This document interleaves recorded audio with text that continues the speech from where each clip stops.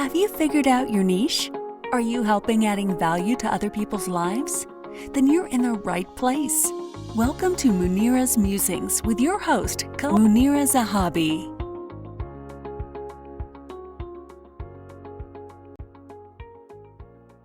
Greetings from Chicagoland. This is Munira from Munira's Musings, bringing to you a very special guest today, Dave Sanderson. Hi, Dave. Welcome to Munira's Musings. Well, thank you for having me, Munira. Thank you so much. This is a show where we showcase different people who have created their niche up to this point. How they get there is the journey we are interested in. And with Munira's Musings, you can come up here and talk to us about your journey to your niche. Now, if you haven't found one, we can help you find that one too. But Mr. Dave Sanderson is a pilot, and he talks about the Hudson River episode, right? And he's got a book on this, and I heard him on Clubhouse, and I was just intrigued. I wanted him on my show, and I wanted him yesterday. It's taken a little bit of time, but we are here. Dave, I know you are very, very busy, and I don't want to take too much of your time. So tell us a little bit about yourself and tell us about the Hudson River. Well, thank you. Yes, it's taken a little while for us to get together, but thank you so much for having me today. So yes, up until the moment that I was on the plane, it's called the Miracle on the Hudson, I was in sales. I traveled extensively on sales, primarily throughout North America. I did that for, up to that point, about 30 years, for a few different companies.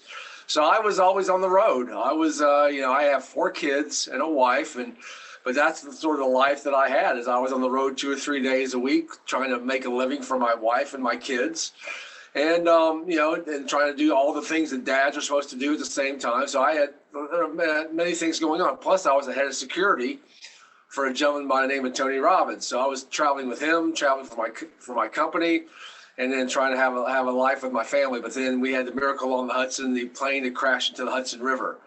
And I was in seat 15A that day, and I was not supposed to be on that plane.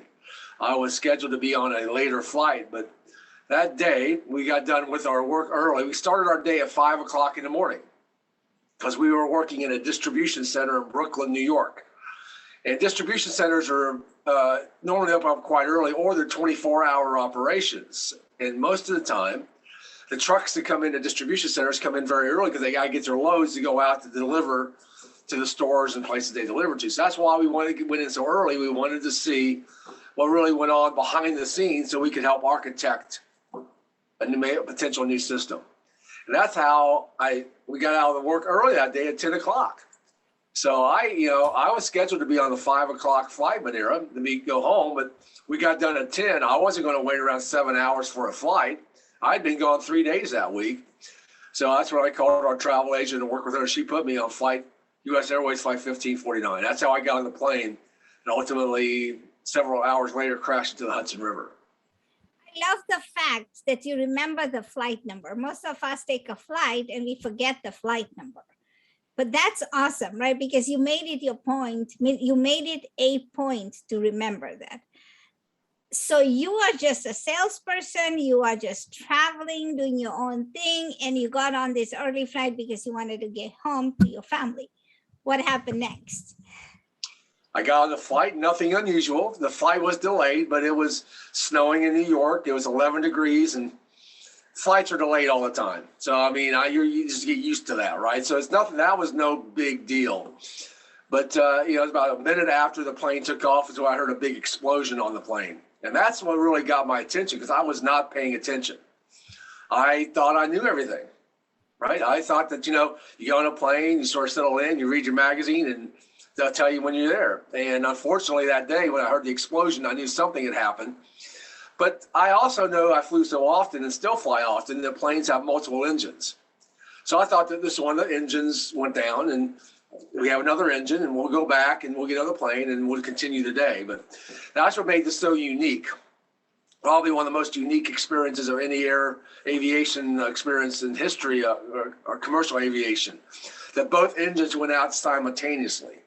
at the same exact second. So at that point, we had no power. The plane had no power, and we were already roughly 3,000 feet in the air. And so that's when he started circling, the captain started circling, and I thought we were going back to the airport, but then I looked out the window, Munira, and saw the skyline of Manhattan. It was right there in front of us. I'm like, whoa, I've never seen that. And then all of a sudden, we're starting descending, and all of a sudden I'm seeing a bridge come up. I'm like, I've never seen a bridge that close in my life. And then that's actually as we started crossing over the bridge is when I heard the words the captain said, "This is your captain, brace for impact." And that's when I knew the situation was extremely serious, because we only cleared the bridge by roughly 400 feet. And in a plane of that size, that's not that high up. That's not much distance between you and the bridge. And bridges don't move. So, oh yeah, yeah. So, yeah, that's what sort of happened up to that point. Whoa. What's going on in your head at that moment? Well, at that moment, I started praying. That moment, it's like, I prayed for two things. Number one, I prayed, whoever that dude is up front, just get me down, right? Just get it down in one piece. Second thing, I prayed the last person I spoke with, who was my client in Brooklyn, to call my wife and let her know that I loved her. And the third thing, I prayed to God to forgive my sins. I didn't want, at this point in time, it didn't look good. It looked like we were going to go down. And candidly, if I did pass away that day, at least I wanted a clear entry into heaven. I didn't want to have anything between me and God at that point. We're going down pretty quick. And then I put my head down. And it was about 60 seconds after that point is when we crashed into the river. And so that last 60 seconds what I talk about a lot, because Munira, you're potentially 60 seconds away from dying, and you know it, and you cannot do anything about it. And you can see it in front of you. It's a weird and intense feeling, because there's nothing you can do about it, and you have to have the faith that something else is going to happen to help you get through it. And fortunately for us, I think there's a few different factors that helped. Of course, we had a captain and crew that did a fabulous job that day, and I'll be forever grateful. But I think there was also a bigger calling from somebody up top that helped glide that plane over that bridge and get it down to the river. But then now you've got another issue. You're in a river of 36-degree water that's filling up rapidly. So now it's trying to get out of the sinking plane. It's in a river. And that's why I tell people, that's when the whole leadership and team effort comes in, because no one knows how. I mean, no one's ever had to do this. I mean, so it's like you have to go from just, you have to lead yourself and lead other people. And I think that's one of the greatest experiences that I've ever had in leadership is, fortunately people stepped up, hopefully myself likewise. And, and all of a sudden, I go out the right side of the plane, and I try to get out, but there's no room on the wing or the boat for me, the lifeboat. So that's why I was in the plane for roughly 7 minutes in the 36-degree water waist deep. And so, that's when sort of you have everything kicks in. All the things that you've learned, you have to start putting things together very quickly and making decisions quickly. And part of leadership is there's two key things about leadership. Number one, you have to be resourceful. Being able to use the resources that you have instead of worrying about what you don't have. And second, being able to make decisions very quickly and executing on those decisions. And that's what happened for me at that point in time. I had to start making decisions, and I had to get extremely resourceful. So now you're out, they take you to the hospital, you're fine, you're safe, you're cold. What did you have any after effects? Were you hurt? Were you cold? Did you have hypothermia? Yeah, I was not safe at that point. Candidly, there were 2 times when they thought that they may have been losing me. One at the triage center on shore, and then once at the hospital, because my temperature, was 94. So I did have hypothermia. But what we know now, and one of the things I learned later, and now we know now, especially with COVID, my oxygen level was 70 and dropping. And now with COVID, as we've learned, and I didn't know this back then, I knew it after, and now we know with COVID, if you get down to 70, your body doesn't have much oxygen left in it. And so there were a couple of moments that candidly were touch and go with me. And, one was at the triage center on the floor. And fortunately, I thought I was already a goner. But second is when I was in the hospital, my oxygen was down to 70 and dropping. So Fortunately for me, I had people, wonderful people around me that took great care of me. People in New Jersey, and the hospital workers and the first responders did a tremendous job in helping me because candidly, being in the water for 7+ minutes in waist deep, 36-degree water, I may have not made it if I didn't have people around me that were really knew what they were doing. So this was also turned into a movie where Tom Hanks played it, right? Correct. Right. So this is something in our history that we have to understand and learn. Now you've got a book out, Miracle on the Hudson River, right? No, Miracle Moments on the Matter. Hudson. Moments Matter is my book. Moments Matter. Moments Matter. So Yes. what do you teach? You are a speaker. You are you're an author now. You go out there and you influence other people. What is it that you teach people now? What's your niche right now? Well, I tell you, because my niche has actually grown and modified. Initially, right after the incident on the plane and the plane crash, I was teaching the lessons that I used that day to get through that day. So I was teaching these 12 lessons. That's what my book Moments Matter is about. But it's actually really grown because what I've learned over the last several years is one of the questions I get all the time in there is, how'd you get back on a plane? You went through a plane crash. How'd you get back on a plane? And many people from that day still haven't been back on a plane yet. There's people still haven't got back on a plane yet. So now what I do is I help people and show people the strategies I use to grow from that traumatic life experience. Because one thing we all learned last year, Munira, is this, and this is really came to me last year, or the last probably 2 years now with COVID. Last year was just not about COVID. It was also about the social justice questions that were going on in the country. It was about police. It was about an election that just kept going on and on. There were so many things that were going on through this one period, this last year, 2020 and 2021, that people were traumatized. People didn't know what to do. They had so much uncertainty in their life, they didn't know how to handle it. And there's nothing more uncertain in there than going in a plane crash because you have no certainty at all. So I began showing people how I grew from a traumatic life experience and the strategies that I used to be what I call, again, turn to turmoil. And my new book is called From Turmoil to Triumph. Turn to turmoil that time and how to have victory by using it. And so now what I teach is those strategies and how to grow from a traumatic life event and actually win out of it, how to grow from it. So that's my niche. You look at my niche, that is my niche right now. Helping people who are in traumatic life experiences or challenging experiences grow out of that. I've always been telling people that your niche changes because life happens, right? That's right. And you can't just say, just because I'm a brain surgeon, I'm going to stick to it, because you never know what else can happen to you. But I love your story because what you are teaching and what you have gone through, I mean, everybody has a story right there. Everybody has gone through some kind of turmoil, turbulence, some kind of a hump, even if it's just a little bump. And most people just freeze and they feel paralyzed. And they don't know how to get over it. And what you are teaching is amazing. Well, so tell the people that are listening here, tell us 3 things that they should do in case they come face to face with a traumatic situation which will help them in any kind of trauma or anything that they're facing in life. Well, thank you. Because the first thing I always start with is how you manage your mind. Because one of the things I share is on the plane, after I heard this is your captain, brace for impact, the only thing I could control was my mind. Only thing. I had nothing else. I couldn't fly the plane. I couldn't get things going, so I had to control my mind. So the first thing is, how do you manage your state of mind? And there's 3 ways to do that. First and fastest way is the way you move your body. You move your body, you change your state. The second way is the questions you ask yourself, what I call your internal dialogue. And that's how I managed my mind that day on the plane. I had to ask myself different questions to get myself focused, which is number 3. What you focus on in a different direction. So the first way I teach is always about how do you manage your mind's state of mind. Second, I talk about is I actually learned this from my time with Tony Robbins, and I put it into practice. And it came to me because I was actually driving back from Savannah, Georgia, speaking, and I got a call from somebody who knew me, who was a friend, who had a friend who just survived the avalanche in Nepal.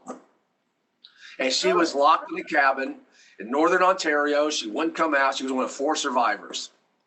And he asked me if I could speak with her. I said, what am I going to talk to her about? I mean, I survived a plane crash. I don't know anything about an avalanche. He said, you survived a plane crash. You can at least talk about how you did that. So I started talking to this young lady. And one of the things I learned is, and I talk about is, the references. So what I was able to do is basically get contact with somebody who's actually in Ethiopia, a friend of a friend of a friend in Ethiopia. And I put this lady from Ontario, Canada, with this young gentleman from Ethiopia, and let him talk about what he has to do every day just to get water for his family, just to survive. Yes. So I gave them contrasting references, which is number 2. Give somebody a contrasting reference. You think, yes, you've had a bad, tough experience. Let me share with somebody who every day has a tough experience and how they survived it. Give them a different perspective on how to go through. So that's the number 2 thing that I do. And then, number 3 is what I do personally, and it's called my primary question. And what's that? That's the question that runs through your mind constantly. And most of the time, Munira, it's a negative. Somebody's primary question is negative. It's like, why does this always happen to me? I can never get anything accomplished. It's always a question they run that's negative. I try to flip it into a positive, primary question is, how can I use this and enjoy the process? So those are 3 ways that 3 of the multiple ways that I use and help people shift from a traumatic life experience that they're having into going into a triumph or turmoil, from I call turmoil to triumph. So you have 2 books. One is in the works. Are you ready to promote it? You see it in the back there? You see it in the back? I'm getting ready to launch it here in about 2 weeks. If you look in the back, you see Moments Matter, and you'll also see From Turmoil to Triumph. So yes, Moments Matter has been out now for 4 years. From Turmoil to Triumph is coming out in about 2 weeks, 2nd week of February. Awesome. And are you going to have a pre-sale? Are you having a pre-sale right now? And is it on? We're setting that up. That's what we're doing this week, is we're getting everything set up for the pre-sale and launch. We're going to probably launch it virtually, because I launched Moments Matter up in New Jersey live, which is tremendous. I love doing that. I wish we could do it again. But with all the things that are going on right now, it's a little tough to do a live launch. So we're trying to figure out how to do it virtually. That's awesome. And how do people contact you? Are you open to connecting? And most definitely. Where? The best way to do it, I tell people, there's 2 ways. The best way is that you go to LinkedIn, David Sanderson on LinkedIn, because that comes directly to me, and that you can message me, and I always respond on LinkedIn. That's probably the easiest and fastest way. Or my website, DaveSandersonSpeaks.com. You can always leave me a message, and my assistant will make sure that I get it. We will make sure we respond and set something up. Yes, Colleen is really good. I worked with her. Thank you. But the thing is, and so, ladies and gentlemen, you've heard it here. This is a gentleman who was on a plane that had to do the emergency landing on Hudson.